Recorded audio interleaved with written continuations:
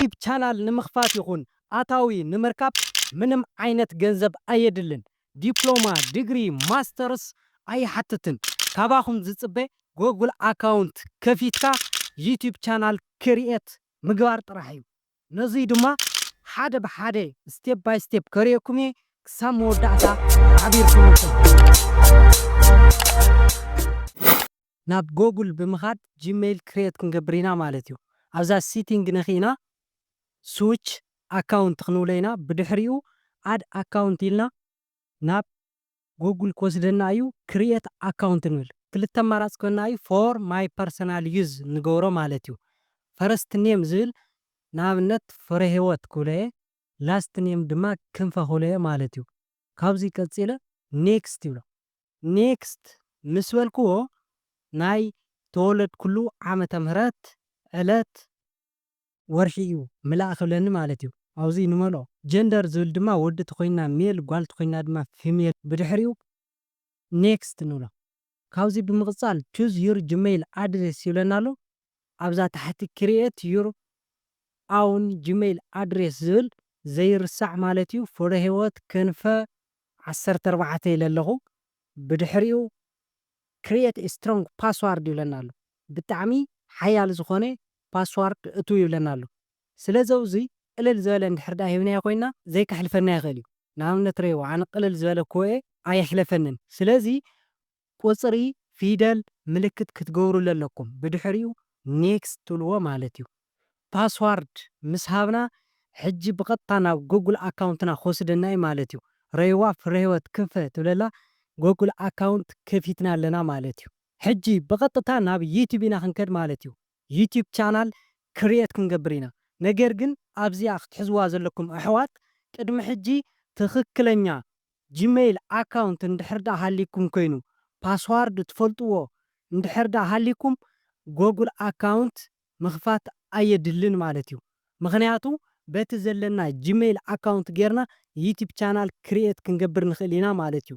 ስለዚ ቅድሚ ሕጂ ጂሜይል ኣካውንት ዝነበረኩም ይኹን ሕጂ ክሪኤት ዝገበርኩም ሓቢርና ዩቲዩብ ቻናል ክሪኤት ክንገብር ኢና ማለት እዩ። እዛ ዩቲዩብ ምስ ከፈትናያ ኣብዛ ታሕትኒያ ዩ ትብል ንነኻ ማለት እዩ። ሕጂ ኣብዚ እዛ ሙዝ ክንፈ ትብልኒያ ቪው ቻናል እያ ትብል ዘላ። ስለዚ ኣብዚ ዘመላኽተና ዩቲዩብ ቻናል ከፊትና ከም ዘለና ማለት እዩ።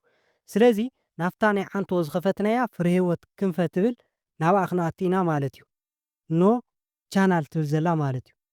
ሕጂ ረይዋ ሓዳሽ ስለ ዝኾነት ምንም ዓይነት ናይ ዩቲዩብ ቪድዮታት እውን ሊስት ተገበር የለን ማለት እዩ።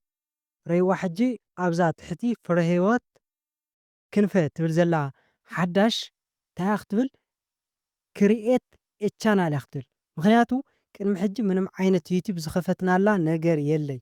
ምክንያቱ እዚ ኣካውንት እዚ ሓድሽ እዩ ማለት እዩ። ሕጂ ግን ኣብዚ ክተረጋግፅሉ ዘለኩም ኣሕዋት ማለት እዩ ኣብዛ ትሕቲ ኣካውንት ዝኸፈትኩማ ነባር እንድሕርዳ ኮይና እዛ ጂሜይል ኣካውንትኩም ቪው ቻናል ዝብልስ ክሪኤት ቻናል ዝብል ቪው ቻናል ዝብል ተኮይኑ ኦረዲ ዩቲዩብ ቻናል ከፊትኩም ኣለኹም ማለት እዩ። ከምዛ ናይ ኣብዚኣ ኒሃ ክሪኤት ቻናል ትብል ተኮይና ግን ዩቲዩብ ቻናል ኣይከፈትኩምን ማለት እዩ። ስለዚ ኣብዛ ቀያሕ ዝገበረላ ዘለኹ ቀያሕ ኣብዚኣ ማለት እዩ ክሪኤት ቻናል ትብል ክነኽእዋ ማለት እዩ። ክሪኤት ቻናል ብድሕሪኡ ናይ ዩቲዩብኩም ሽም ትመርፁ። ኦረዲ መሪፅኩም ክተዳልው ኣለኩም። በቲ ጎግል ኣካውንት ዝኸፈትኩሉ ይኹን እንተኢልኩም እውን ፀገም ዘለዎ ይኮነን። ስለዚ ኣነ ንኣብነት ኣብዛ ክሪኤት ቻናል ትብል ነኽየ ማለት እዩ። እዚ ሽም ሃው ዩ ዊል ኣፒር ዝብልኒ ፒክቸር ቼንጅ ዩር ፎቶስ ኦር ፍሬም ይብለሎ ክትቅይሩ ትኽእሉ ኢኹም። ኔም ትብልናያ ግን ክትቅይሩ ተደሊኹም ኣብዛ እርሳስ ንኽኢኹም እዮም ክትቅይሩ ትኽእሉ ማለት እዩ። ኣነ ግን ከም ዘለታ ፍረ ህይወት ክንፈ ኢለ ክኸፍታ እየ ማለት እዩ። ስለዚ ከምዚ ጌርኩም ሰዳኹም ክሪኤት ቻናል ትብል ንኽኢኹም ክሪኤት ትብልዋ ማለት እዩ። ብድሕሪ ረይዎ ኦረዲ እዛ ናይ ዓንቶ ክሪያ ኢና ማለት እዩ። ሕጂ እቲኣ ክትብለና ቪው ቻናል እያ ክትብለና። ረይዋ እዛ ፍረ ህይወት ክንፈ ትብል ቪው ቻናል ኢላላ ማለት እዩ። ሕጂ ግን ምናልባት ከምዚ ጌርኩም ምስ ከፈትኩም እዚ ፍረ ህይወት ክንፈ ዝብል ሽም ክትቅይርዎ ተደሊኹም ሕጂ እውን እንደገና ኣብዛ ቪው ቻናል ትብል ንኽኢኹም ንኽኣቢልኩም ማለት እዩ ኣብዛ ትሕትያ ዝኒኣ ቪው ቻናል ንኽኢኹም እንታ ክትገብሩ ትኽእሉ ኢኹም ሽም ክትቅይሩ ትኽእሉ ኢኹም ንኣብነት ኣነ ፍረ ሚድያ ክብላ ደልየ ኣለኹ ማለት እዩ ስለዚ ኣብዛ እርሳስ ምልክት ዝኒኣ ኢዲት ነኸየ እንታይ ክብላ ይኽእል እየ ረይዋ ኔም ትብል ዝኒኣ ፍረ ሚድያ ክብላ ይኽእል እየ ማለት እዩ ፍረ ሚድያ ኢለ ሴቭ ይገብራ ማለት እዩ ሴቭ ብድሕሪ ኦረዲ ፍረ ሚድያ ትቐይራላ ማለት እዩ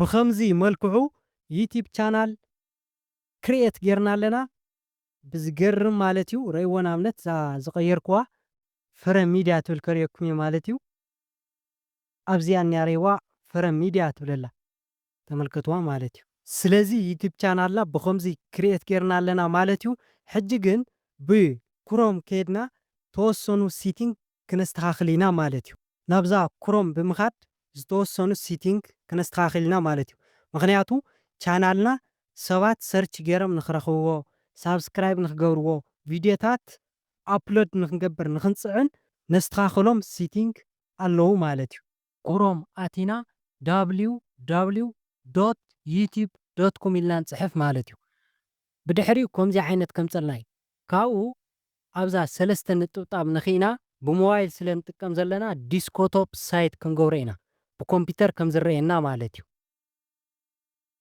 ናብ ኮምፒተር ዓይነት ቀይሮ ኢልና ኣለና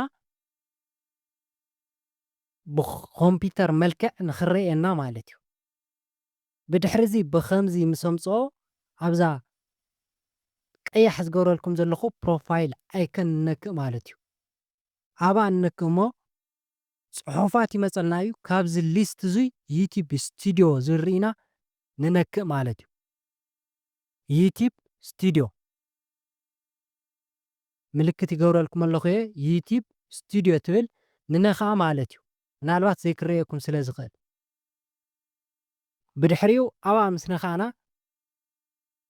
ኮንጉራ ዝብል ከምፀልና እዩ ማለት እዩ ናብ ዩቲብ ስቱድዮ ኢና ንኣቱ ዘለና ማለት እዩ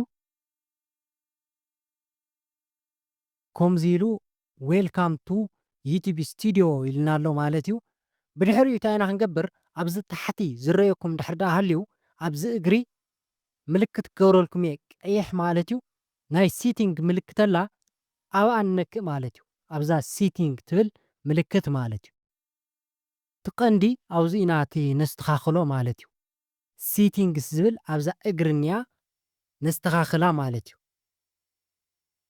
ብድጋሜ ቀይሕ ሕብሪ ሄልኩም እኒኹ ኣብኣ ትነኹ ማለት እዩ ሕጂ ኣነ ክነኻ እየ ካብኡ ሲቲንግስ ዝብል ኣምፂኢለይ ኣሎ ኣብዚ ዝርዝር እዙይ ኣብዚ ዝረአየኩም ዘሎ ማለት እዩ ብደቂቕ ስለ ዝኾነ ጀነራል ቻናል ዝብል ኣሎ ማለት እዩ ስለዚ መጀመርያ ኣብዘይ ብምሉእ ቀያሕ ገይረላ እኒኹ ሊስት ዘለዉ ማለት እዩ ኣብዚኣ ማለት እዩ ኣብዚኣ ኣብዚ ውሽጡ እዙይ ዝስተኻኸሉ ሲቲንግስ ኣለዉ ናይ መጀመርያ ታይተይልኩምኒ ብቐይሕ ጨረር ክገብረልኩም እየ ዘይክረአየኩም ይኽእል እዩ ነገር ግን ሞባይል ወሊዕኹም ወይ ኮምፒተር ወሊዕኹም ትከታተሉ ተሃሊኹም እዚኣ ጀነራል ትብለላ ዩኒት ካረንሲ እያ ትብል ማለት እዩ ዶላር ሪያል ክንገብሮ ንኽእል ኢና ማለት እዩ ቀፂላ ዘላ ቻናል እያ ትብል እዛ ሕጂ ርእይዋ እዛ ጨረት እዚኣ ማለት እዩ ኣብ ቻናል ዝብል ኣቲና መጀመርያ ቤዚክ ኢንፎ ዝብል ኣሎ ካንትሪ ሬዚደንሲ ዝብል ኣሎ ዩናይትድ ስቴትስ ገበርዎ ማለት እዩ